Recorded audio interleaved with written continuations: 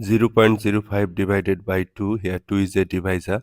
2 times 0 0, 2 times 1 2, 2 times 2 4, 2 times 3 6. To find out the multiplication table of 2, just add 2 the previous step. 0 plus 2 2, 2 plus 2 4, 4 plus 2 6, 6 plus 2 8.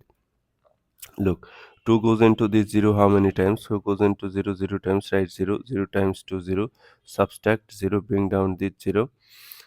But before this 0 there is a decimal must come to the quotient directly.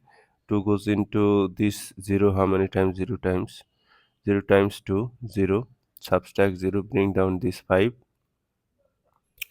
2 goes into 5 how many times? 3 times 6, which is greater, so 2 times. 2 times 2 4, if you subtract you are getting 1. Since this is a decimal number, you can add any number of tailing 0, so bring down this 0. 2 goes into 10 how many times?